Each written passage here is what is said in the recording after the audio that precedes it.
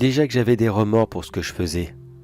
J'avais beaucoup de mal de me dire que oui, je le faisais soi-disant pour la bonne cause. La bonne cause personnelle, bien sûr, car non, je ne distribuais pas cet argent dans des œuvres de charité ou quoi que ce soit d'autre. Non, malheureusement, je suis comme tout le monde. J'ai des problèmes. Et c'était pour moi comme plus ou moins une solution.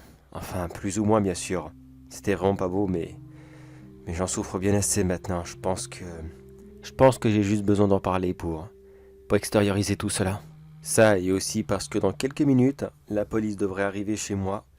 Et malheureusement, je pense que cette explication, cette histoire en gros, ne va peut-être pas passer devant un juge. Du moins, il est peu probable, mais vous allez comprendre pourquoi. Pour vous expliquer un peu ma situation, sachez malheureusement que je suis un homme divorcé. Oui, ça arrive à tout le monde, mais c'est comme ça. De simples petits problèmes de couple, qui avec le temps sont devenus de plus en plus grands, de plus en plus importants et qui ont fini par tout détruire. Mon ex-femme a tout fait pour me démolir. Mais alors, tout. Elle a affiché notre divorce le plus que possible. Partout. Les réseaux sociaux, les médias, car oui, madame est dans la presse. Même si j'imagine que tout le monde s'en fout, d'après elle, cela faisait classe que les grands de ce monde se confient aux petits, en disant que oui, nous aussi on a des problèmes, regardez, j'ai divorcé, vous voyez, c'est humain de faire ça. Et en attendant, c'est qui passait pour un con? Eh bien c'est moi. Pire encore, je travaille dans un zoo. Enfin du moins, je travaillais dans un zoo. Je faisais les spectacles pour oiseaux. Cela est une activité familiale, comme ils me l'ont toujours dit. Et quand ils ont su que j'étais divorcé, eh bien, la famille, c'était fini. À leurs yeux, je n'avais plus aucune raison d'y rester. Plus aucune. C'est un petit peu de la discrimination à l'emploi, mais que voulez-vous que je fasse? Que je paye un avocat hors de prix pour que j'essaie de les faire tomber, eux, une entreprise extrêmement riche? Mais non, ça ne servait à rien. Rien du tout, malheureusement. Alors j'étais là chez moi, seul, dans cette grande maison familiale, avec seulement mes dettes qui ne cessaient de s'accumuler de plus en plus. J'ai fini par revendre ma maison, pour une simple petite location. Je n'avais même pas assez d'argent pour louer quelque chose d'un peu convenable pour ma fille. Je n'avais qu'une seule chambre pour moi. Et quand le juge a appris cela, je vous laisse deviner par qui, entre la perte de mon emploi et le fait que ma maison n'était pas assez bien équipée, assez, comment il disait déjà, pas prévue pour recevoir un enfant. Que des termes à la con, enfin. J'avais pratiquement perdu tous mes droits de visite. Au lieu de 2 par mois, je n'en avais plus qu'un seul par saison. Un seul. Et c'est vraiment parce que le juge avait eu pitié de moi.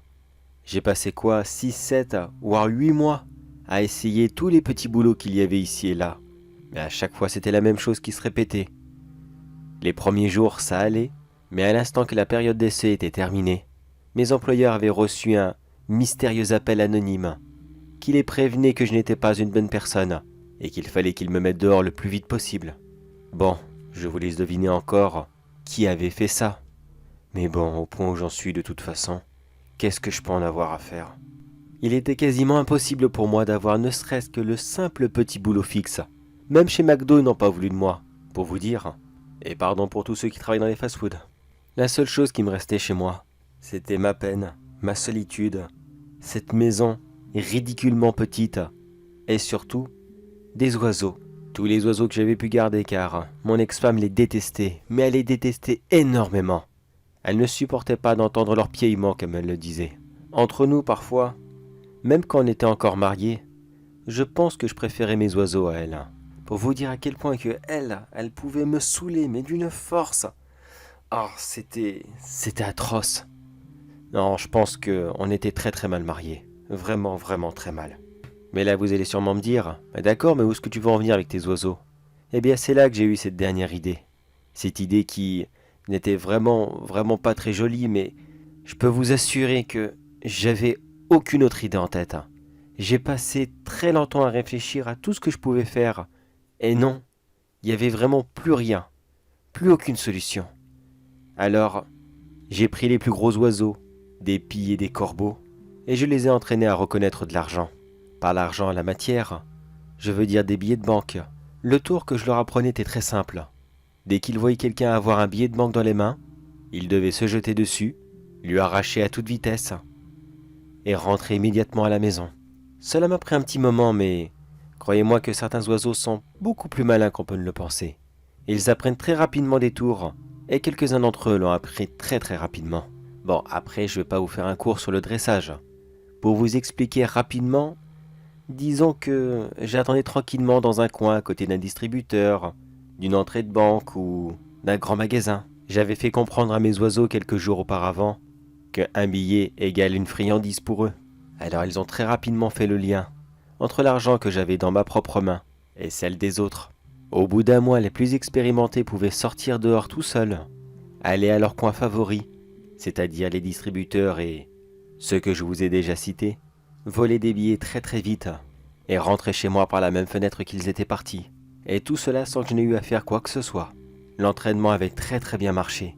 Ils étaient devenus de véritables petits pickpockets. Des petits pickpockets volants que personne n'arrivait à rattraper. Bon oui, c'est vrai, c'est pas beau, je m'excuse, mais que voulez-vous que je fasse? Je savais faire que ça. Dresser des oiseaux, c'était ma seule passion. La seule chose que je savais faire d'à peu près correct. Mais les vraies galères, les vrais emmerdements, ont commencé il y a quoi? Vraiment pas longtemps. Pourtant, vous allez sûrement vous dire, entre mon divorce, mon licenciement et la privatisation de ma fille, qu'est-ce qui pouvait m'arriver de pire? Eh bien, c'était durant le jour de ma visite que j'ai eu ce gros problème. Comme d'habitude, j'ai laissé la fenêtre ouverte et mes oiseaux ont commencé à faire des petits va-et-vient afin d'aller chercher de l'argent ici et là. Où est-ce qu'ils le rangeaient? Eh bien, dans une grosse valise. Oui, je préférais que cet argent soit facilement déplaçable, juste en cas où. Ça restait de l'argent volé. Alors une valise que je pouvais fermer à toute vitesse et balancer quelque part dans l'heure qui suivait. Désolé, je suis vraiment pas un bon voleur. C'était la première fois que je faisais ça. Et vraiment, j'espérais la dernière. Pour moi, c'était simplement une solution de dépannage. Juste le temps que j'arrive à trouver quelque chose de plus stable. Mais bref, mon séjour avec ma fille s'est très bien passé. Je vous rassure, elle ne m'en veut pas. J'ai essayé de lui expliquer les petits soucis que j'avais avec sa mère. Elle comprend la situation et elle sait très bien que plus tard, lorsqu'elle sera adulte et qu'elle pourra faire ses propres choix, elle viendra me voir un peu plus souvent. Bon après, je vous rassure, toutes les tentatives pour me saboter que sa mère ne cesse de me faire, ça je ne lui raconte pas. Ce sont des problèmes entre elle et moi, et ma fille je ne l'implique pas là-dedans. Elle n'a mais vraiment pas besoin de ça en plus. Et surtout que si elle en parle à sa mère, j'ai peur qu'elle ne mette encore un coup de pression supplémentaire, afin de me retirer le peu de droit qu'il me reste. Mais quand je suis rentré chez moi après ce très beau séjour, j'ai découvert que les oiseaux avaient bien rempli la valise. Même un petit peu trop bien. Il n'y avait pas que de l'argent. Il y en avait certes beaucoup, mais il y avait aussi énormément de morceaux de viande. Oui, de la viande. À ce moment, je me suis dit, oh merde, ils ont dû avoir faim. Et du coup, ils ont ramené à quelque chose qu'ils ont dû trouver dans une poubelle. Ah la poisse! Tous ces beaux billets qui allaient devoir partir à la poubelle. Ça me semblait tellement dégueulasse. Tous ces morceaux de viande à moitié décomposés. Vous auriez dû voir, c'était une espèce de bouillie immonde. Et en plus qui dégageait une odeur, mais une odeur pestilentielle. Et pourtant, je n'étais même pas énervé après eux.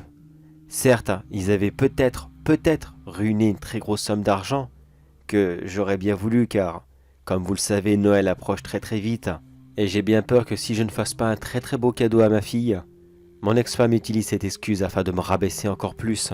Donc oui, j'avais vraiment besoin d'une grosse somme d'argent. Et là, ça aurait été parfait. Mais que faire à ce moment? Tout balancer à la poubelle et espérer que mes oiseaux rassemblent une aussi grosse quantité d'argent en un si minimum de temps? Non, c'était peu probable. Vraiment peu probable. Aller à la banque et les faire nettoyer ou alors les faire remplacer? Non, cet argent était déclaré volé. Ils les auraient reconnus et moi, je m'aurais fait arrêter directement. J'ai finalement trouvé la solution sur Internet. Une petite annonce de quelqu'un qui expliquait qu'il était capable de réparer ou nettoyer de l'argent. Il offrait ses services en échange d'un petit pourcentage. Malheureusement, je n'avais pas d'autre solution. C'était soit ça, ou soit recommencer tout depuis le début. Je l'ai de suite contacté et il m'a répondu quelques instants plus tard. Apparemment, cette personne était très à cheval sur son entreprise. Il m'a donné rendez-vous quelques jours plus tard. Bon, c'était vraiment pas à côté, alors malheureusement j'ai dû laisser mes oiseaux encore une fois tout seuls. Mais cette fois-ci j'emmenais la valise avec moi. J'ai juste balancé tous les morceaux de viande dans une poubelle, et j'ai laissé une nouvelle valise ouverte, en espérant que peut-être, mes oiseaux une fois bien nourris, auraient pu ramener un petit supplément, ou alors recommencer une nouvelle cagnotte, car je vous l'avoue que je n'étais pas très serein avec ce nettoyeur d'argent. Appelez ça comme vous voulez, mais je préfère rester prudent maintenant. Avec toutes les déceptions que j'ai eues avec l'être humain, je pense que j'ai le droit de me méfier de tout le monde. Mais finalement tout s'est bien passé. Il a fallu 2 jours pour nettoyer tous les billets, et j'ai pu rentrer tranquillement chez moi après l'avoir payé. Et pour pas si cher que ça au final. C'était très certainement le meilleur échange que j'avais eu depuis bien longtemps maintenant. Et quand je suis rentré chez moi, mes oiseaux avaient encore recommencé. Ils avaient ramené quelques billets et encore de la viande.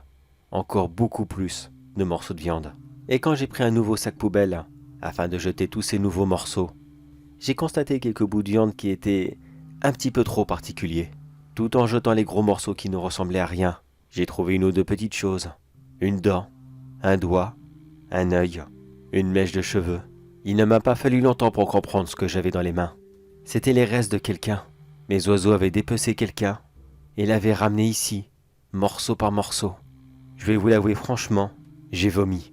J'ai vomi l'intégralité de mes tripes à ce moment. Je ne savais même plus quoi penser. Est-ce que mes oiseaux avaient tué quelqu'un? Est-ce qu'ils l'avaient pris en chasse dans la rue? Qu'ils l'avaient dépecé et ramené ici morceau par morceau? Je n'osais même plus les approcher. Je n'osais même plus les regarder, tellement qu'ils me faisaient peur. Je me suis enfermé dans une autre pièce et j'ai essayé de me changer les idées en espérant qu'ils ne m'approchent plus. C'est en essayant de penser à autre chose que j'ai découvert la vérité. J'ai regardé le JT de 20h et celui-ci parlait du corps d'un SDF qui avait été retrouvé mort dans un parc. Apparemment le pauvre homme avait succombé au froid. Mais lorsqu'il avait été découvert, il ne restait pratiquement plus rien de lui. Il avait comme été dévoré sur place, par des charognards visiblement. Bon, au moins j'étais rassuré. Mes oiseaux n'avaient fait aucun mal. Ils n'avaient fait que faire des trucs de charognards. Il fallait bien que je m'en doute de toute façon. La majorité de mes oiseaux sont des corbeaux. C'est leur instinct de faire ça. Alors, quel est le problème, vous allez me dire? Je n'ai qu'à jeter tous les sacs, et puis ni vu ni connu. Mais ça ne pouvait pas être aussi simple que ça. Je n'ai pas de chance en ce moment. Vraiment pas de chance. Car durant les derniers voyages, mes corbeaux étaient probablement beaucoup plus fatigués. Et ils ont fait tomber ici et là plusieurs morceaux de viande durant leur dernier vol. Ils ont tracé un vrai petit chemin, du parc jusqu'à chez moi.